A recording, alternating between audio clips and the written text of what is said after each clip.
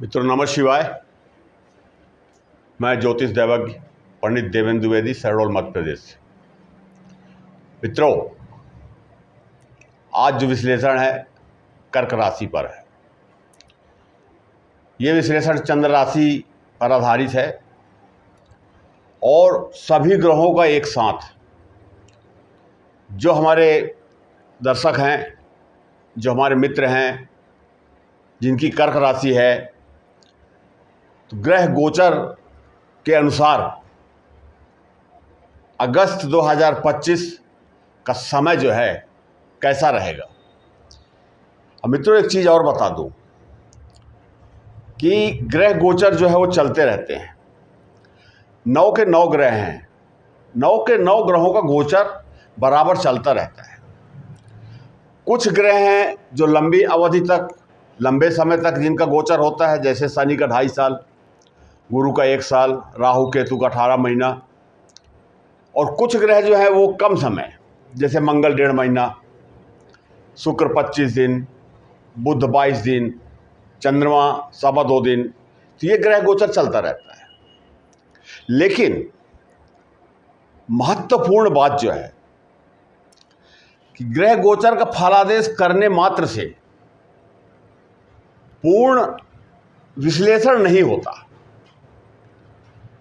क्योंकि प्रथम कुंडली जो है, जिसे हम जन्म कुंडली कहते हैं, लगभग हमारे जो दर्शक हैं या और जो भी लोग हैं, जन्म कुंडली के विषय में अधिकतर लोगों को काफ़ी कुछ ज्ञान है, और वो स्थायी कुंडली है। प्रथम कुंडली अर्थात लगन कुंडली के अध्ययन के बिना हम बाकी शेष कुंडली का अध्ययन नहीं कर सकते। हम किसी भी कुंडली का अध्ययन करेंगे, हमको लग्न कुंडली की आवश्यकता पड़ेगी। अब हर व्यक्ति के पास तो जन्म कुंडली है, गोचर तो बदलते रहते हैं। तो जन्म कुंडली में नाम, जन्म तारीख, जन्म समय, जन्म स्थान अंकित होता है, और किसी न किसी ग्रह की महादशा, अंतरदशा, प्रत्यंतर दशा जन्म कुंडली के अनुसार जातक के जीवन में चलती रहती है, और उसका शुभ या अशुभ जो भी फल है जातक उसको भोगता है। ये महत्वपूर्ण बात है, जो स्थायी रूप से, जैसे किसी के शुक्र की महादशा चल रही है तो शुक्र की महादशा 20 साल चलेगी, राहु की 18 साल चलेगी, शनि की 19 साल चलेगी। इस प्रकार से अलग अलग ग्रहों की अलग अलग समय सीमा है, जो एक महादशा के रूप में हमारे जीवन में अपना प्रभाव डालती है। फिर महादशा के अंदर अंतरदशा होती है, फिर प्रत्यंतर दशा होती है, उसका भी प्रभाव हमारे जीवन में होता है। तो पहले तो ये माना जाए कि प्रथम कुंडली जो है, जन्म कुंडली, उसे हम विशेष महत्व देते हैं। उसके बिना कोई भी निर्णय लेना उचित नहीं है, और होगा भी नहीं, निर्णय होगा भी नहीं। और मेरे अपने अनुभव के अनुसार 3 कुंडली विशेष होती है, जिससे हम पता कर पाते हैं कि कौन सा ग्रह अशुभ है, कौन सा ग्रह शुभ है, कौन सा ग्रह कितना हमको परिणाम देगा, कैसा परिणाम देगा। कुछ शुभ ग्रह हैं, कुछ अशुभ ग्रह हैं। अब यहाँ पर प्रथम कुंडली जो होती है, हम उसका अध्ययन करते हैं, फिर गोचर कुंडली का अध्ययन करते हैं, तो 2 कुंडली हो गई। पर ये दोनों कुंडली का अध्ययन करने के पश्चात भी हम किसी निर्णय पर नहीं पहुंच पाते हैं। लग्न कुंडली में और चंद्र कुंडली में ग्रहों के अंश को देखते हैं, बल को देखते हैं, कितने, कौन सा ग्रह कितना बली है, किस ग्रह के साथ बैठा है, शुभ है या अशुभ है, कैसी युति बन रही है, अशुभ योग बन रहे हैं या शुभ योग बन रहे हैं। ये हम ग्रहों को लेकर के जन्म कुंडली और चंद्र कुंडली से पता कर लेते हैं, दिख जाता है। लेकिन जो भी ग्रह हमारे जीवन में चल रहे हैं, चाहे वो गोचर में हो या लग्न कुंडली में हो, दोनों कुंडली में जो भी गोचर में चल रहा है या महादशा अंतरदशा में चल रहा है, हमको कैसे पता हो कि ये ग्रह हमें कैसा परिणाम दे रहा है। परिणाम तो 2 ही होगा, शुभ या अशुभ। कैसा परिणाम दे रहा है, तो हम इसके लिए चलते हैं इस अष्टक वर्गीय कुंडली में। ये अष्टक वर्गीय कुंडली में बिंदु लिखे हुए देखिए, 28, 24, 28, 28, ये बिंदु लिखे हुए हैं। 12 भाव में 12 बिंदु लिखे हुए, अलग अलग अंक लिखे हुए हैं। अब यहां पर ग्रह नहीं होते हैं। यहां पर ग्रहों के बल को देखने के लिए हम डिग्री देखते हैं, अंश देखते हैं, और वही ग्रह किसी न किसी भाव में तो बैठता है। उसी ग्रह को हम अष्टक वर्ग में बैठा करके और इसके बिंदु को चेक करते हैं कि यहां पर बिंदु कितना आ रहा है। बिंदु का मतलब अंक, 28 प्लस का मतलब है 28 से ज्यादा होना चाहिए, कम नहीं होना चाहिए। लग्न कुंडली में, चंद्र कुंडली में 6, 8, 12 अशुभ होते हैं, अष्टक वर्ग में भी अशुभ होते हैं। ये तीनों कुंडली का अध्ययन करने के बाद हम किसी निर्णय पर पहुंच पाते हैं और बता पाते हैं कि ये ग्रह अच्छा परिणाम दे रहा है और अच्छा परिणाम देने के लिए ये कार्य करना चाहिए। अशुभ दे रहा है तो अशुभ को, उसका प्रभाव जो है कम करने के लिए हमें ये करना चाहिए। ये 3 कुंडली के अध्ययन के बिना, मैं व्यक्तिगत अपना अनुभव बता रहा हूं, ये 3 कुंडली के अध्ययन के बिना किसी एक कुंडली को लेकर के, चाहे जन्म कुंडली हो, चाहे चंद्र कुंडली हो, चाहे अष्टक कुंडली हो या और कोई कुंडली हो, उसका हम किसी भी निर्णय में नहीं पहुंच पाते। चलिए अब विषय पर आते हैं। कर्क राशि के जातकों के लिए ये कुंडली है। अगस्त का माह कैसा रहेगा ये देखते हैं। सबसे पहले ग्रह को हम ले लेते हैं सूर्यदेव को। सूर्य लग्न में ही बैठे हैं, अपनी मित्र की राशि में, चंद्रमा की राशि में बैठे हैं। यहां पर लग्न में बैठने, चंद्रमा की राशि में बैठने से इनका प्रभाव बहुत अच्छा है। बुद्धि, विवेक, सामाजिक प्रतिष्ठा, जो भी कार्य हमारे रुकते हैं, उच्च पद के लोग, IAS, IPS, प्रमोशन रुका हुआ है या और कोई कार्य है, बड़े बड़े राजनीतिज्ञ, राजनेता, मंत्री, मिनिस्टर, राज्यपाल, जो उच्च पद को प्राप्त करते हैं, ऐसे कार्यों का कारक ग्रह सूर्य है। और सूर्य यहां पर 17 अगस्त तक रहेंगे। 17 अगस्त तक सूर्य यहां पर रहेंगे और यहां से 17 अगस्त से सूर्य निकल करके अपने ही राशि में, सिंह राशि में प्रवेश कर जाएंगे। केतु महाराज यहां पहले से बैठे हैं, तो जब सूर्य यहां पर बैठेंगे अपने ही भाव में, तो धन का विषय तो है कि ये कुटुंब का भी भाव है, वाणी का भी भाव है। तो 17 तारीख के बाद कर्क राशि के जो जातक हैं, उन्हें मेरा परामर्श है कि विशेषकर अपनी वाणी में थोड़ा सा संयम रखें, कि बोलने से ही बात बन जाती है और बोलने से ही बात बिगड़ जाती है। तो इस सूर्य के कारण थोड़ा वाणी दोष हो सकता है, पर 17 तारीख के बाद अगर 1 महीना आप संयम रख लेंगे तो आपके लिए बहुत ही अच्छा होगा। सूर्य को जल अर्घ्य दे सकते हैं, जिससे सूर्य का प्रभाव आपके जीवन में अच्छा हो जाए। अपनी ही राशि में सूर्य बैठ करके बल प्राप्त करते हैं। धन की कमी यहाँ पर तो नहीं होगी, परिश्रम करना पड़ेगा। परिवार से थोड़ा सा हो सकता है तो कुछ दूरियां बढ़ें, लेकिन धीरे धीरे वो स्थितियाँ फिर अनुकूल हो जाएंगी। तो ये बहुत बड़ा विषय नहीं है, पर धन के क्षेत्र में सूर्यदेव यहाँ पर अच्छा परिणाम देंगे, लेकिन संघर्ष के पश्चात। क्योंकि 17 तारीख के बाद जब सूर्यदेव यहाँ धन भाव में प्रवेश करेंगे, यहाँ केतु महाराज पहले से बैठे हैं, तो ये ग्रहण योग बन गया। अब ग्रहण योग का मतलब है कि जो भी कार्य हम करेंगे उसमें रुकावट आएगी। कार्य तो सिद्ध होंगे, पर भारी मेहनत, भारी परिश्रम का सामना करना पड़ता है। छोटी छोटी बातों में क्रोध आ सकता है, तो इन चीज़ों का ध्यान रखें। तो ये सूर्य यहाँ पर 17 तारीख तक है। जो भी कार्य आपको करने हैं 17 तारीख तक आप कर लीजिए। 17 के बाद थोड़ा सा संयम रखना पड़ेगा। अब सूर्य के बाद आते हैं मंगल। मंगल 28 जुलाई 2025 को यहाँ पर आ गए, कन्या राशि में, तीसरे भाव में। इनका गोचर लगभग 45 दिन का, यानी पूरे अगस्त का महीना और सितंबर का आधा महीना मान लीजिए, 12-13 दिन। तो ये लगभग 45 दिन का गोचर होता है। अब यहाँ पर मंगल तीसरा भाव जो होता है, अच्छा, एक मंगल जो है तीसरे, छठे और 11वें भाव में अच्छे परिणाम देता है, शुभ परिणाम देता है, महत्वपूर्ण ग्रह है। पर यहां मंगल तो बैठ गए, पर शत्रु की राशि में बैठे हुए हैं। तो कोई ग्रह जब अपनी शत्रु की राशि में या नीच राशि में बैठ जाता है तो वो असहज हो जाता है, सहजता से कोई कार्य करने में सक्षम नहीं रह पाता।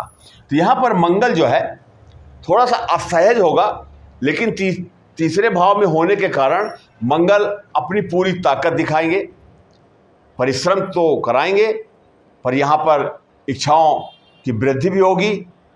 भाई बहनों से संबंध थोड़ा सा खींचातानी होगा, लेकिन फिर समय परिस्थितियाँ अनुकूल हो जाएगी। और एक महत्वपूर्ण बात कि मंगल 7वीं दृष्टि से शनि को देख रहे हैं और शनि 7वीं दृष्टि से मंगल को देख रहे हैं, तो ये दृष्टि संबंध योग बन गया। और शनि महाराज 138 दिन के लिए बकरी हो चुके हैं। तो यहां पर दोनों का जो भाव हो जाता है बराबर का हो जाता है, समान हो जाता है। मंगल शनि जबकि एक दूसरे के घोर शत्रु हैं, लेकिन यहां पर जब दृष्टि संबंध बन रहा है तो मंगल ना तो शनि का नुकसान करेंगे और न शनि मंगल का नुकसान करेंगे। तो यहां पर मंगल भाव को देखते हैं तो भाग्य भी जागृत करेंगे, थोड़ा लेट सही, लेकिन भाग्य भी साथ देगा। अब बुध की बात कर लेते हैं। बुध जो यहाँ पर अभी सूर्य के साथ है और इसी भाव में बकरी हो जाएंगी, 22 तारीख को बकरी हो जाएंगे। अब सूर्य देव की 7वीं दृष्टि और बुध देव की 7वीं दृष्टि, इनकी एक ही दृष्टि है, सूर्य और बुध की सिर्फ 7वीं दृष्टि है। तो सूर्य देव जब अपनी शत्रु की राशि मकर राशि जो शनि की राशि है, और शनि सूर्य तो एक दूसरे के घोर शत्रु हैं, तो अपनी शत्रु की राशि को जब देखेंगे तो यहाँ पर थोड़ा सा दाम्पत्य जीवन को अनबैलेंस करेंगे, व्यापार में थोड़ा सा उतार चढ़ाव आएगा, साझेदारी लेन देन में थोड़ा सा उतार चढ़ाव आएगा, लेकिन बुध इसको बैलेंस करेंगे और सूर्य बुध का आदित्य योग भी बना हुआ है, तो ये बैलेंस करेंगे। तो दाम्पत्य जीवन में यहाँ पर जो है 17 तारीख के बाद दाम्पत्य जीवन में भी अच्छा परिणाम आएगा, व्यापार भी ठीक ठाक चलेगा, पैसा भी आएगा। अब गुरु की बात कर लेते हैं। गुरु कर्क राशि के जातकों के द्वादश भाव में है। दो ग्रह ऐसे हैं, गुरु और शुक्र, जो द्वादश भाव में अच्छा फल देते हैं। उसका कारण है कि गुरु सबसे पहले तो ज्ञान का कारक है, विद्या बुद्धि का कारक है, धर्म का कारक है। तो ये यहाँ पर जो है गुरु अपना प्रभाव दिखाएंगे। अब जितना हम ज्ञान अर्जित करेंगे, खर्च करेंगे, उतना हमको प्लस मिल जाएगा, तो यहाँ पर नुकसान नहीं हुआ। धन हम जितना व्यय करेंगे उतना व्यय हमको वापस मिल जाएगा, तो यहाँ पर भी नुकसान नहीं हुआ। तो गुरु 12वें भाव में अच्छा परिणाम देते हैं। अब गुरु की दृष्टि देखिए, गुरु की दृष्टि यहाँ पर 6ठे भाव में, और गुरु की ही राशि है ये धनु राशि, तो 6ठे भाव में दृष्टि पड़ने से रोग, शत्रु, कर्जा, नौकरी के लिए जो लोग प्रयास कर रहे थे उनको सफलता प्राप्त हो सकती है। रोग, शत्रु से, कर्जा से भी थोड़ी राहत मिल सकती है, क्योंकि गुरु की जो होती है अमृत दृष्टि होती है, शुभ फल ही प्रदान होंगे। तो यहां पर तो ये स्थिति बनती है। और यहां पर शुक्र को ले लेते हैं। शुक्र दाम्पत्य जीवन का कारक ग्रह, प्रेम संबंध का कारक ग्रह, सौंदर्य का कारक ग्रह, सुख सुविधाओं, भौतिक सुखों का कारक ग्रह, धन का कारक ग्रह तो है ही है। तो जब यहाँ पर शुक्र बैठे हैं द्वादश भाव में, तो ये भी अपना अच्छा परिणाम देंगे, इसमें भी कोई दो मत नहीं है। माने गुरु, देवताओं के गुरु, गुरु बृहस्पति, और शुक्र दानवों के गुरु, गुरु शुक्राचार्य, ये दोनों गुरु यहाँ पर बैठ करके और कर्क राशि के जातकों के लिए अच्छा फल देंगे, अच्छा परिणाम देंगे। इससे घबराने की जरूरत नहीं है कि गुरु का गोचर तो अभी लंबे समय तक मिथुन राशि में चलेगा, अभी लगभग 2 महीना ही हुआ है, 18 मई को ही ये गोचर शुरू किए हैं यहाँ पर 14 मई को। अच्छा, दूसरा शुक्र के बाद शनि, तो शनि यहाँ पर मीन राशि में है, भाग्य भाव में है, कर्क राशि के भाग्य भाव में है। तो यहाँ पर शनि 13 जुलाई से 138 दिन के लिए बकरी हो गए हैं, इसलिए बाकी और जगह निगेटिव प्रभाव जो है शनि का नहीं होगा। राहु की बात करते हैं। राहु यहाँ पर 7वीं दृष्टि से पंचम भाव, द्वितीय भाव को, 5वीं राशि को देखेंगे, सिंह राशि को, और केतु यहाँ पर पहले से बैठे हुए हैं।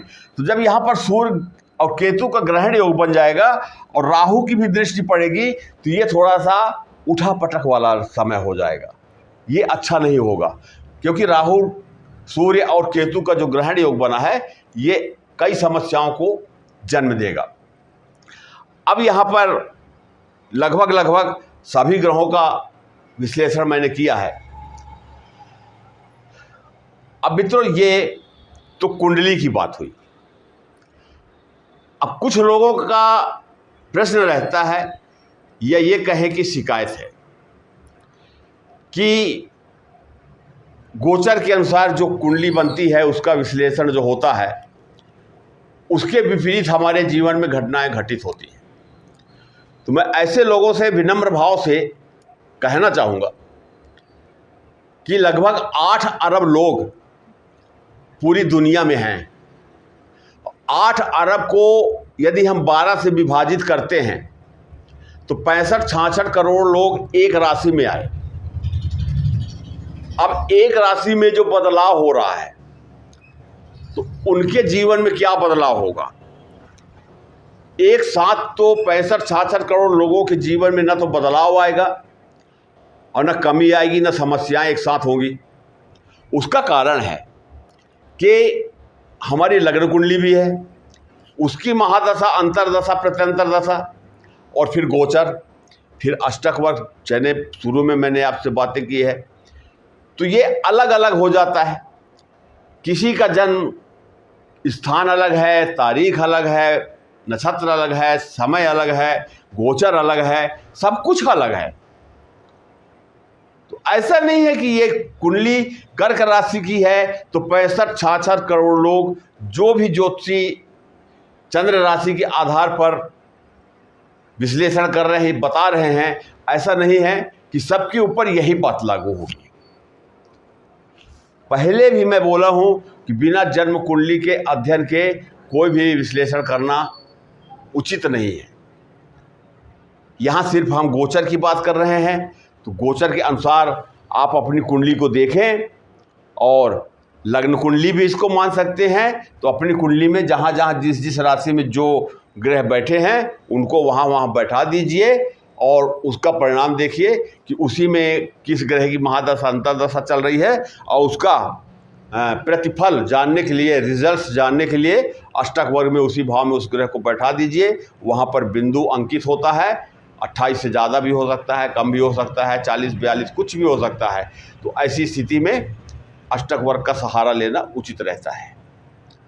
आप अपनी या अपनों की जन्म कुंडली दिखाना चाहते हैं, ज्योतिषी परामर्श चाहते हैं, तो दिए गए व्हाट्सएप नंबर में अपना नाम, जन्म तारीख, जन्म समय, जन्म स्थान मैसेज कर दीजिए। मैं आपसे स्वयं संपर्क करूंगा।